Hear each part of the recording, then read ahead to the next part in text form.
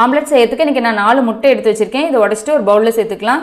இப்போ எல்லாத்தையும் சேர்த்தாச்சு. இப்போ ஒரு ஃபோர்க் அப்படி இல்லைன்னா ஒரு விஸ்க் வச்சுட்டு இதை நல்லா அடிச்சுட்டு எடுத்துக்கலாம். இது போல அடிச்சுட்டு அதுக்கப்புறம் மற்ற பொருள்லாம் சேர்த்துக்கலாம். இது போல கொஞ்சம் அடிச்சுட்டு அப்புறம் சேர்க்கும் போது நல்லா பிளஃபியா இருக்கும். ஆம்லெட் நல்லா சாஃப்டா நல்லா அடிச்சாச்சு. இப்போ இதில் ஒரு பெரிய வெங்காயத்தை நல்லா பொடியா கட் பண்ணி வச்சிருக்கேன். இது உள்ள சேர்த்துக்கலாம். இது வந்து பெரிய சைஸ் வெங்காயங்கனால 1 எடுத்தேன். இது சின்ன சைஸா இருந்தா நீங்க 2 வெங்காயம் கூட சேர்த்துக்கலாம்.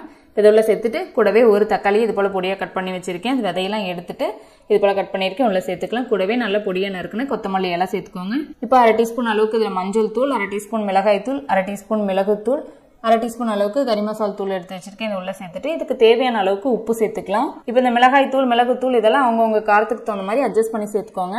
இது எல்லாத்தையும் நல்லா ஒன்று போல கலந்துடலாம். அவ்வளோதாங்க, நல்லா கலந்தாச்சு. இப்போ நம்ம ஆம்லெட் ஊற்றிடலாம். தோசைக்கல் நல்லா காஞ்சிட்டு இருக்கு. இப்போ வந்து எண்ணெய் தடவிட்டு இப்போ இது மேலே நம்ம எப்பவும் போல ஆம்லெட் ஊற்றிடலாம்.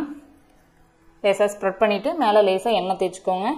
எண்ணெய் விட்டுட்டு ஒரு சைடு வெந்ததுக்கப்புறம் இன்னொரு சைடு திருப்பி போட்டு நல்லா 2 பக்கம் வேக வச்சு எடுத்துக்கலாம். நல்லா மிதமான தீயில வச்சு வேக வைங்க.